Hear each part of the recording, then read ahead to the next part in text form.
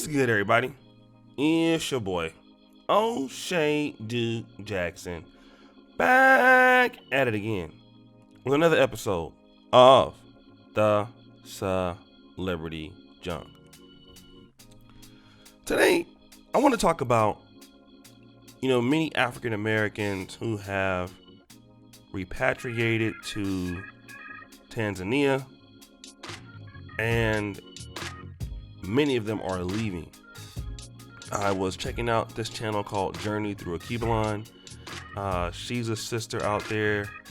I know she has a son. I saw only one of her videos. And she may have her husband out there also. And I saw her video earlier today about how, she was kind of sick and tired of the visa process that she was going through there and how difficult it was. And, there's not a lot of, let's say, freedom in comparison to West Africa. In Tanzania, it's a lot of Indian and Arabic influence, so the society is very conservative.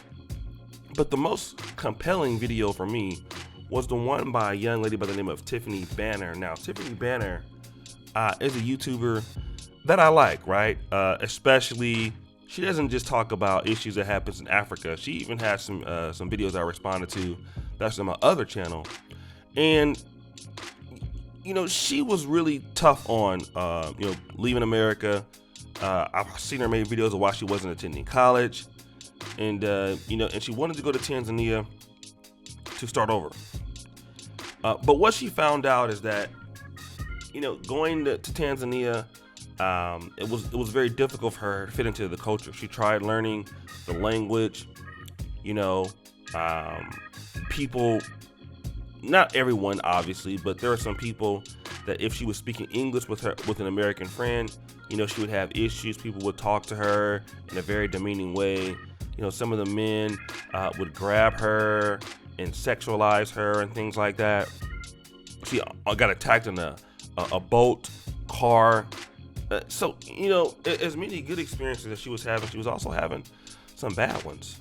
And, I want to talk about this because many African Americans are coming to Tanzania and many of them are leaving.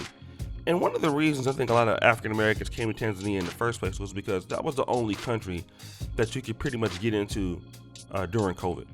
Tanzania really wasn't the first choice in the beginning. Most people wanted to go to the Gambia.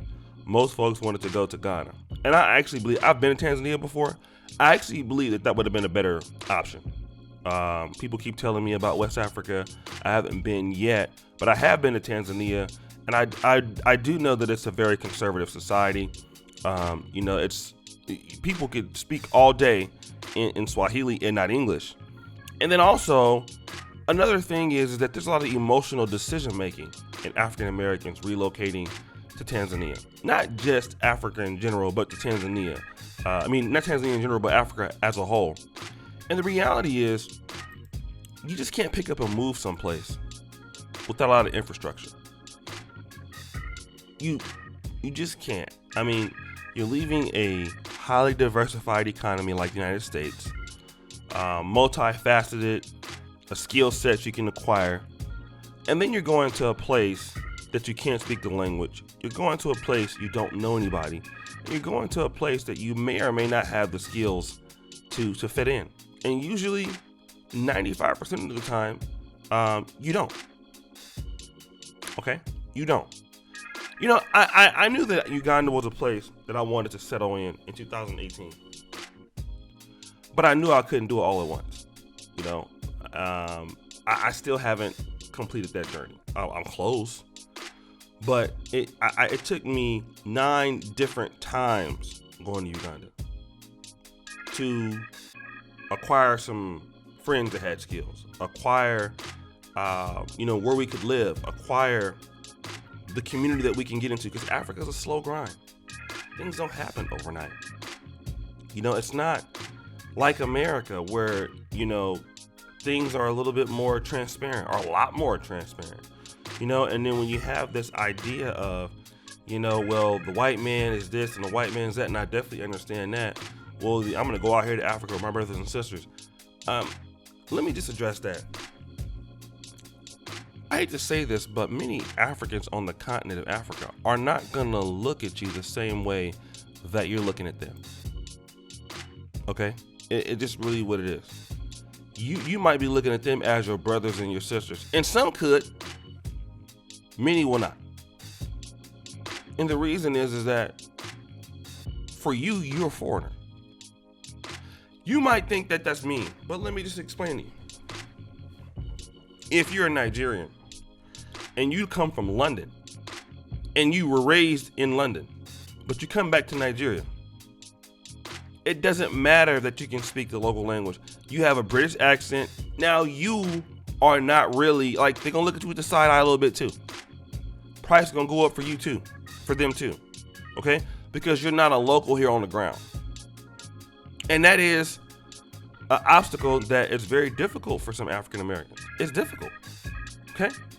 And when you don't have money saved up, you don't understand how you're going to support yourself, you don't know what you're doing, which is a big thing. A lot of, people are coming from America, and I mean this in the most respectful way that I can say it. And if you don't like it, I really don't care. I'm just going to shoot it from the hip. Okay? I don't care. You have no idea what you're doing.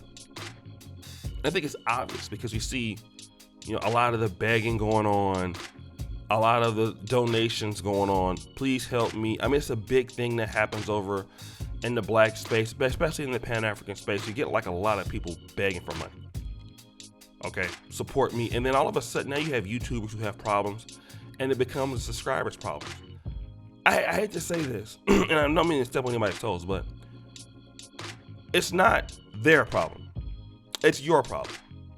For those people who have to go that route, your audience has to support you for that. That's your problem. You decided you wanted to go over there, deal with it.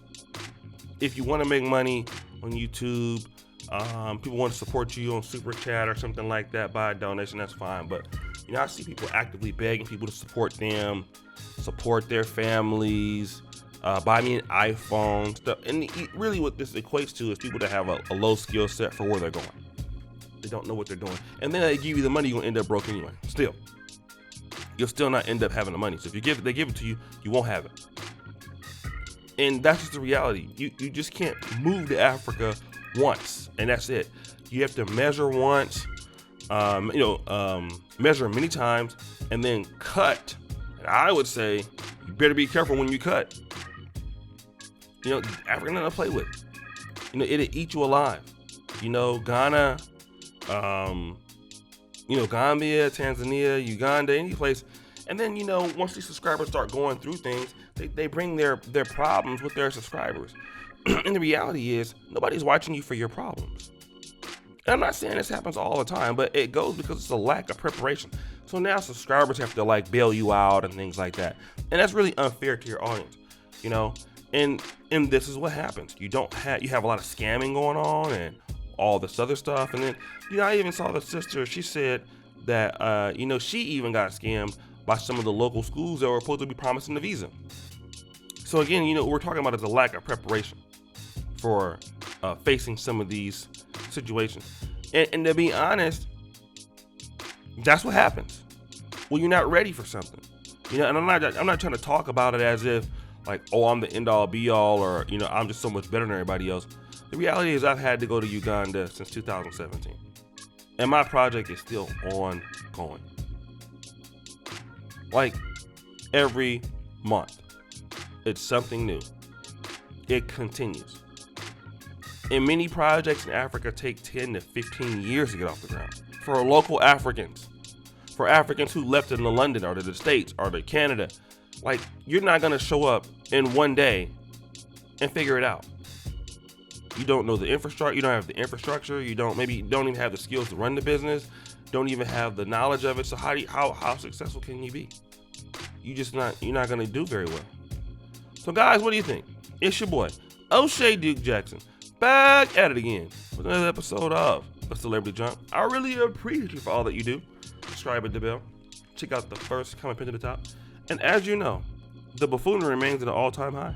I'm out.